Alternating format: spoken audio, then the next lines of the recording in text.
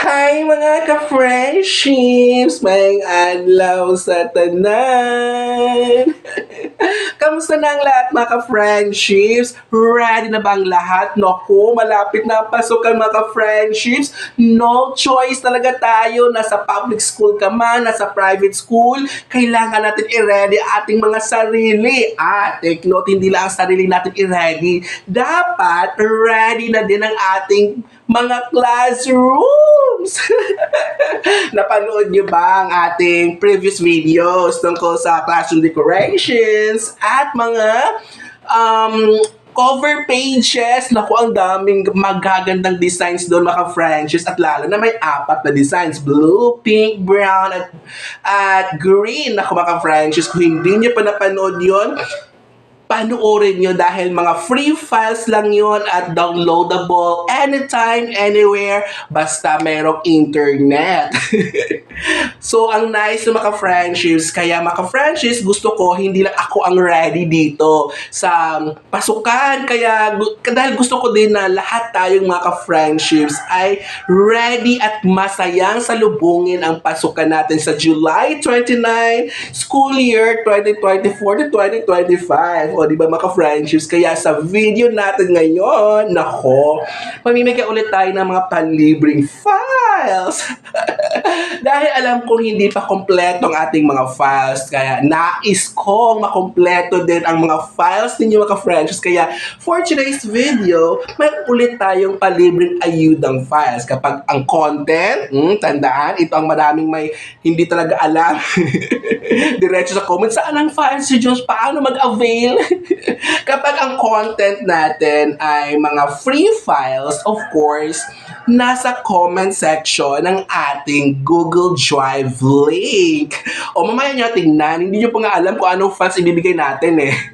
Basta nandyan, sabihin ko lahat mamaya, basta hintay-hintay lang. Okay, panoorin nyo ako hanggang dulo, ha? At kung mayroong mga dumadaang ads dyan, bikini men, huwag nyo nang i-skip. Hayaan nyo mag-play. Para naman mas masaya ang buhay ko. Para hindi lang kayo din. Kaapit ako din para magsweldo din ako. Kaya mga friendships, sa ating video ngayon, mamimigay tayo ng automated e-class records. Anong grade levels? Nako, ito ang maganda. All grade levels, grades 1 to 10. Oh my, grades 1, grade 2, grade 3, grade 4, 5, 6, 7, 8, 9, 10. Oh, di ba mga friends? At ito pa, meron tayong pa-bonus na file. Mamaya ko nabanggitin kung anong pa-bonus na yan. So dito mga friendships, mga e-class records to. So kailangan nating lahat meron nito para ready na tayo mag-encode sa mga list of learners natin sa pasukan.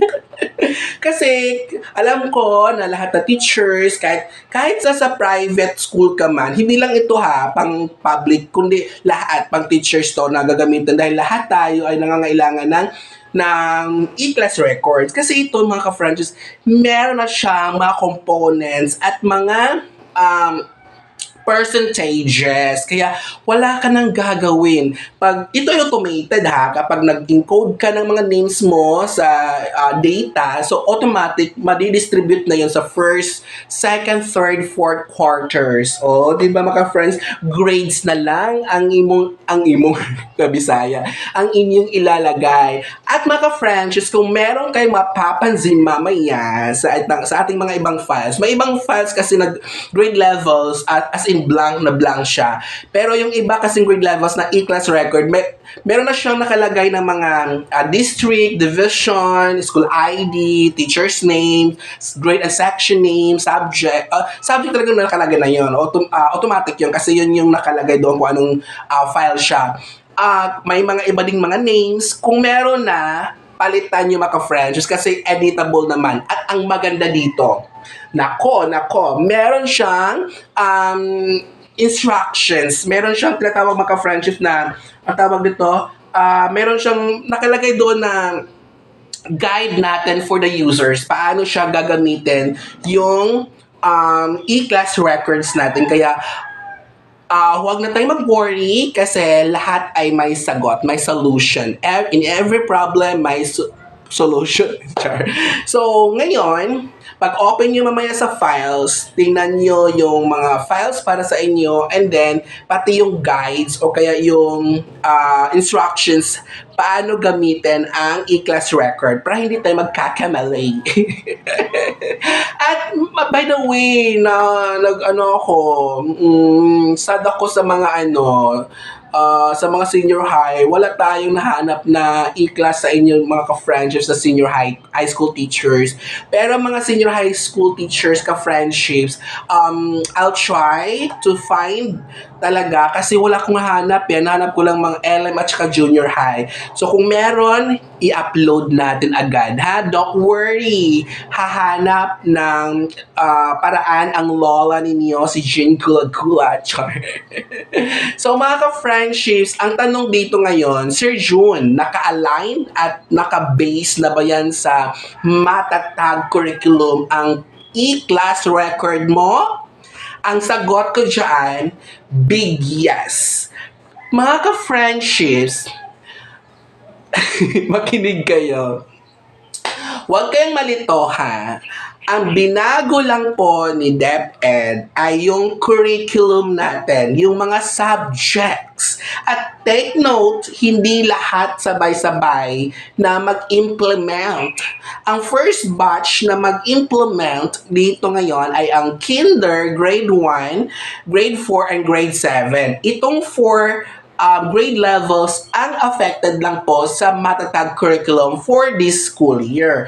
Ang next year naman ay grade 2, grade 5, and then grade 8. So, tandaan natin yan, ha?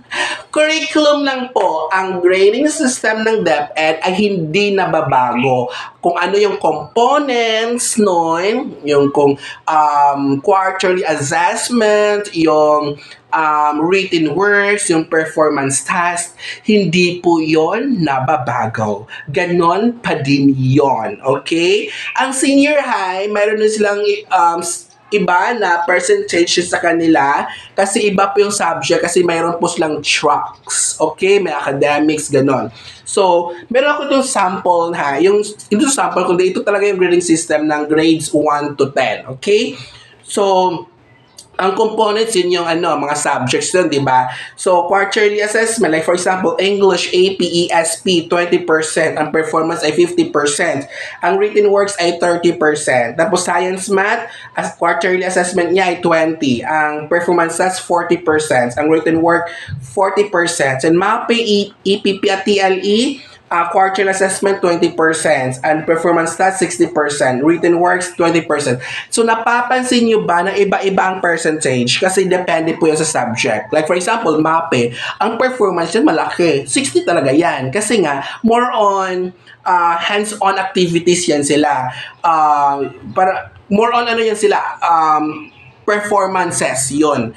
So, wala silang masyadong written works. O kung meron man, yung mga kailangan lang. Kung kailangan performances talaga yan sa kanila. So, sa math naman, napapansin ninyo, 40% yung performances. At itong malaki, English, AP, ang performance task. Kasi sa English, kailangan kasi i-perform. Like, yung mga madaming pwede. So, mga ka-Frenchies, huwag kayong malito dyan kasi yan ay hindi nababago. Pati yung category of honors, like yung with highest honors, yung 98 to 100, with high honors, 95 to 97, and with honors na 90 to 94, ganun pa din. Ha? Walang nagbabago sa DepEd grading system. Okay? Kasi ang dami nalito, Sir Jen, ano na? Next year. Nako, mga ka-Frenchies, relax. Inhale. Exhale. So, ano ba bang nakalimutan ko? Wala na, nakalimutan ako, ha? Okay, ito pala ang bonus natin na file. Ang bonus file natin, aside from na free ibibigay natin for today's video, ibibigay din natin na palibre ang ating SF2 na daily attendance. Yes! Para makapag-check attendance agad-agad sa first day. O, di ba mga friends? First day, mag-check attendance, paano yung mga bata hindi pa na-encode? Just lang. Pero kailangan mo talaga to. Pero, nako, wag kayong masal dahil ang ating SF2 na ipamimigay ay hindi siya automated. Pero meron akong automated yung last year ko. Pero mga friendships, wala akong blank na automated SF2. Ang meron lang ako ngayon ay SF2 na downloadable from internet o kaya sa LIS. Sa LIS. Kasi sa internet naman, minsan loko-loko, hindi talaga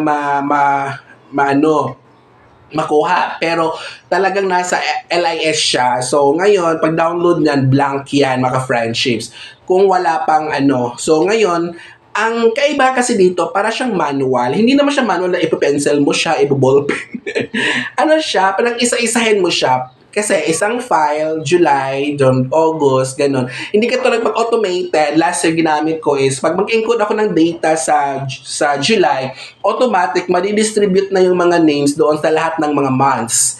Hanggang May, ganun, or June. So, madistribute siya lahat. And then, ngayon, isang file lang yon. Kasi itong isang file, tapos ganon, check at attendance, lahat ng mga informations dun sa first page, lahat na ma-distribute na siya sa ibang mga months. So yun ang kagandahan ng automated SF2. Yung ipamimigay natin ngayon, hindi naman siya ganun kahirap. Mag-copy and paste ka lang. Yes! Copy and paste every month. Okay, katulad nito, yung July, kasi July tayo mag-start, July 29. So, yung ibigay nating free file, i-save mo yon for July and then lagyan mo siya ng data, names ng mga students, and then information sa taas. So, pagka-August, ang gagawin mo ngayon is i-copy mo siya, i-paste, rename it to August, and then yung month doon sa file, palitan mo siya ng August din. Yun lang. Yun lang naman. Yun lang papalitan. Ganun lang. Tapos ikaw na maglagay ng dates. 1, 2, kung kailan mag-start, July 20, i-adjust mo siya sa weeks, ganun. Ang dali lang. Walang kahirap-hirap din. Ganun lang. So, gawa kayo ng folder, tapos doon mo ilagay ang mga files mo sa SF2 per month. Yun. So, ano ba? May nakalimutan ba tayo? So, I think wala na. So, ngayon, nasa ng Google Drive link ng files. Of course, nasa comment section. Tingnan nyo na ngayon ang Google Drive link ng files natin. Again, accessible, downloadable, anytime, anywhere, basta may internet. Wag nang magtanong, nako, sana wala na akong mabasa dyan sa June, how to avail the files, saan nakuha ang files, paano ko magkaroon ng files. Hindi for sale ang files natin. For free. Hanapin nyo sa comment section ngayon na. And mga friends, sana nakatulong tong video sa atin sa pag-prepare para sa pasukan. Nasa public school ka man o kaya private school. Lahat tayo nangangailangan ng e-class record. Okay? Kompleto yan ha. All subjects ng class record. And that's all for today's video. Thank you so much sa pagsama sa akin dito. Hanggang dito. See you sa ating next video. At huwag kalimutan, gigugma ko, kamutan na. Tama ba?